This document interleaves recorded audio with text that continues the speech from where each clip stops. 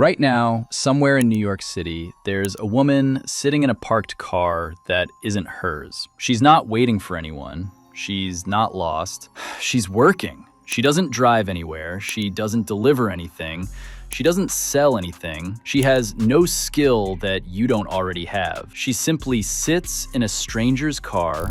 People are claiming that women are not good parallel parkers, but I'm incredible. And she gets paid more per hour for it than a lot of people in this city earn at a proper job. $40 an hour, sometimes more, to sit.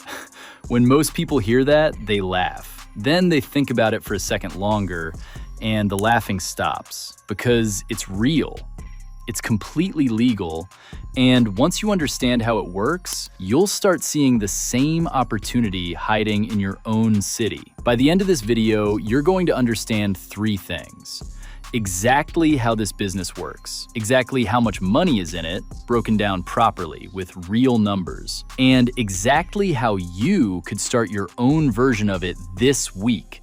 Whether you live in Manhattan, London, or some quiet town you'd swear has nothing going on. And there's one more thing I'll get to near the end. The sitting is not actually where the real money is. Most people who copy this will copy the wrong half and wonder why it barely pays. I'll make sure you're not one of them. But none of it makes sense until you understand the problem that created this job in the first place.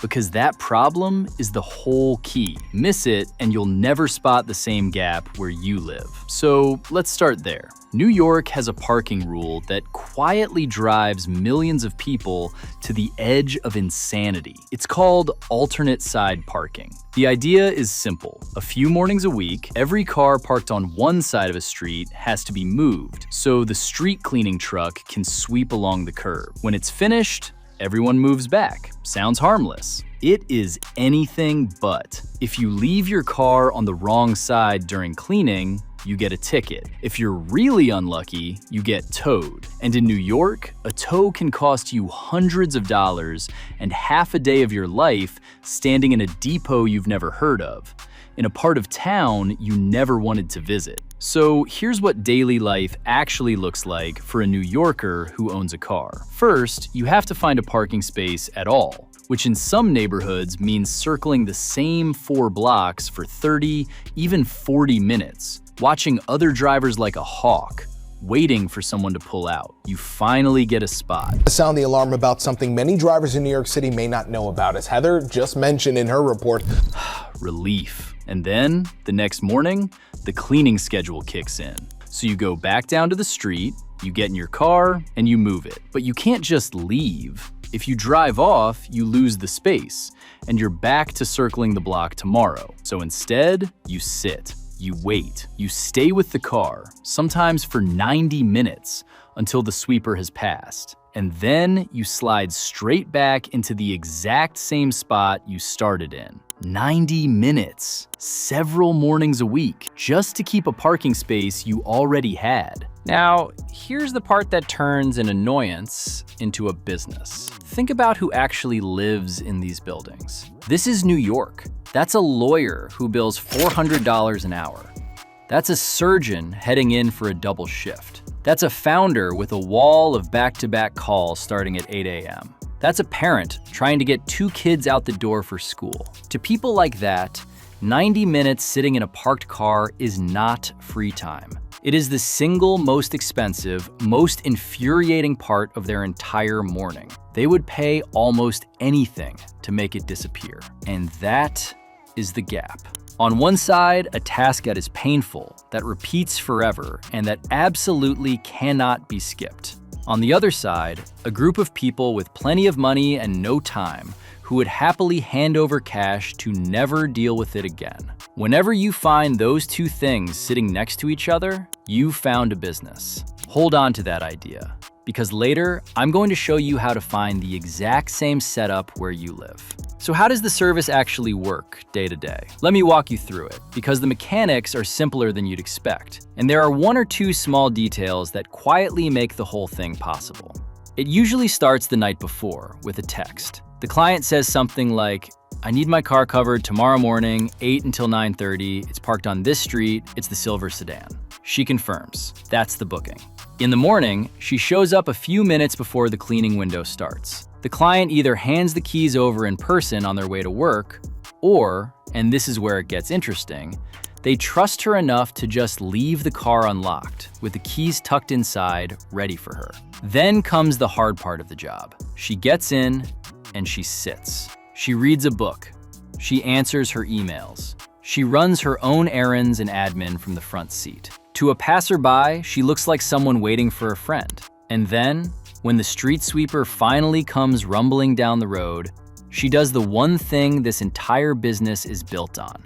She moves the car out of the way, lets the sweeper pass, and then pulls it neatly back into the spot. That's it. That's the service. And when you really look at it, the client isn't paying for her time at all. They're paying for her to be in the right place at the one exact moment a decision has to be made. She's a human placeholder, a parking meter that can think and move. Now let's talk about the money, properly, because this is where it gets genuinely interesting. The going rate for this is around $40 an hour. For last-minute jobs or premium clients, it can climb higher. But let's stay conservative and use 40, so nobody can accuse us of dreaming. A typical alternate side session runs about 90 minutes, so one client, one morning, is paying her roughly $60. $60 for a morning is fine. It's not life-changing. And if that were the whole story, this would just be a slightly odd little side gig. But here's the detail that changes everything. She is not sitting in one car. Think about how that parking rule works. All the cars that need moving are on the same side of the same street on the same morning in the same 90-minute window. That's the entire point of the rule, which means her clients aren't scattered across the city. They're sitting within a few feet of each other. So she takes on several cars on the same block at the same time, and she simply walks between them. When the sweeper's coming, she moves them in turn. 3 cars on one block at $60 each is $180 for that single 90-minute window. Now let's build that into a week. Street cleaning happens a few mornings a week, so let's say she works 4 mornings. And let's say she averages somewhere between 2 and 3 cars each morning, on the low end. 4 mornings, 2 cars a morning, $60 a car. That's $480 a week. On the higher end, 4 mornings, 3 cars a morning. That's about $720 a week. Whew. Put that across a month, and you're looking at somewhere between $2,000 and just under $3,000 for work that is completely finished before most people have even finished their first coffee. And remember, that's mornings only. That's the part-time version. Now start adding the extras. Holding a spot in the evening for someone hosting a dinner. Waiting at the airport pickup zone so a client doesn't get ticketed circling the terminal. Sitting with a car during a street festival when parking is impossible. Once you stack those on top, the people doing this seriously are pulling in several $1,000s a month and treating it as a genuine full-time income. And before we go further, look closely at what is not in those numbers. There's no inventory. She isn't buying products and praying they sell. There's no warehouse, no shipping, no stock sitting in her spare room. There's no app or middleman taking a 30% cut of everything she earns. There's no website she had to build, no expensive equipment, no qualification. The only thing she needed to start was a driver's license she already had. That means the margin on this is near enough 100%. Almost every dollar that comes in stays in.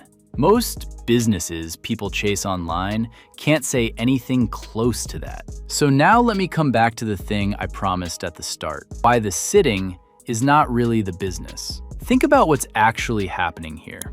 A stranger is handing you the keys to a car worth maybe $30,000. In some cases, they're leaving it unlocked on the street for you every single week. That only works because of one thing: trust. And trust completely changes the shape of this business. Because the moment a client trusts you with their keys, you stop being a one-off favor and you become a standing, weekly, locked-in appointment. That is recurring income. The hardest thing in almost any business is getting a customer to come back and buy again. In this one, it's built in. The parking rule repeats forever, so the client needs you forever. But it goes further than that. Once you're the trusted person with the keys, you're no longer limited to parking at all. The same client starts asking, while you're down there, could you wait for my Amazon delivery? Could you let the plumber in at 10? Could you sit with the car at the airport so I don't get a ticket? Could you take it to the car wash while you've got it? Do you see what's happened? The car sitting was never the destination. It was the front door. What it quietly grows into is a trusted, recurring, personal errand service for busy people who have far more money than time. And that is a far bigger business than parking ever was. The car is simply how you earn the trust to sell everything else. So when people copy this, here's the mistake they make. They copy the sitting. What they should be copying is the trust. So let's get practical. If you wanted to start your own version of this in your city this week, here's exactly how I'd go about it. Step 1, find your version of the parking pain. It probably won't be alternate side parking because that's a New York thing. In London, it's congestion charges, red routes, and permit zones that make owning a car a nightmare. In other places, it's 2-hour limits, residents-only bays, or the chaos of parking anywhere near a stadium, a hospital, or a big event. You're hunting for one specific thing, a hassle that repeats, that costs real money to get wrong, and that people can't simply opt out of. And you don't have to guess. Spend an afternoon in local Facebook groups and on Reddit and search for the word parking next to your area. The complaints people are already posting, that is your market research, handed to you for free. Step 2, pick a tiny territory. Do not try to cover a whole city. Pick 1 or 2 streets, or even a single large building. Remember why. The entire money multiplier depends on your clients being close enough together that you can serve several of them in the same window. A dense, well-off residential block near offices is absolute gold. Start there and nowhere else. Step 3. Get your first client the boring, unglamorous way. Print some simple flyers. Hate moving your car for street cleaning? I'll do it for you. A price and a phone number. Then put them on windscreens on that exact block on a cleaning morning, while the pain is happening right then and there. That timing does most of the selling for you, because you're offering the cure at the exact moment they're feeling the symptom. Step 4, nail the trust signals, because trust is your real product. Show ID without being asked. Make sure you're insured to drive. Offer to do the very first session at a discount or while they watch from their window. And then be 5 minutes early every single time. Reliability is the whole game. Step 5, make it recurring by default. Never sell single sessions if you can help it. Sell the month. I'll cover your car every cleaning day this month for one flat fee. Now you've got predictable income, and they never have to think about parking again. Everybody wins. Step 6, once the trust is there, upsell the errands, the deliveries, the waiting, the letting people in, the airport runs. This is the step that takes you from a bit of pocket money to a real full-time income. Now, I'm not going to pretend this is perfect because it isn't, and you deserve the honest version. The first catch is insurance and liability. You are operating someone else's vehicle. If anything happens while that car is in your care, the question of who pays matters enormously.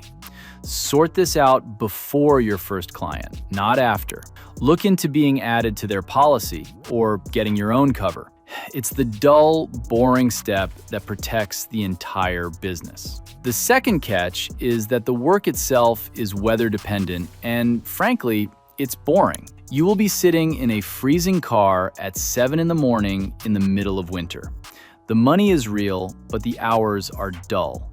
The people who win at this are the ones who use that dead time, running another business from the front seat exactly like she does. The third catch is that on your own, it doesn't really scale. There are only so many mornings and so many blocks that one person can physically cover.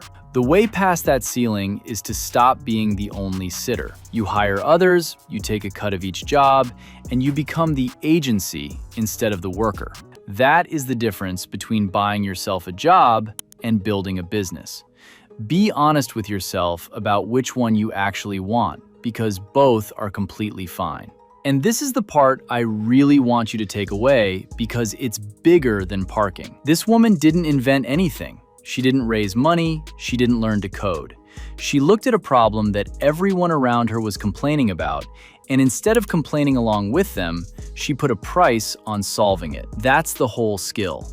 Every annoying, repetitive, expensive little thing that people around you just quietly put up with every single day is a business that nobody has bothered to start yet. The parking, the deliveries, the waiting in line, the errands, the stuff that feels too small to matter is exactly where the money is hiding, precisely because nobody big is competing for it. You don't need a smarter idea than this one. You just need to start looking at your own city the way she looked at hers. So here's what I want from you. In the comments, tell me, what's the most annoying, repetitive thing that people would happily pay to avoid where you live? Because I'd bet money that at least one of those is a real business waiting to happen. And I might just feature the best answer in a future video. And if this changed the way you look at the boring stuff all around you, subscribe. That's the whole point of this channel. Regular people, strange ideas, real money. I'll see you in the next one.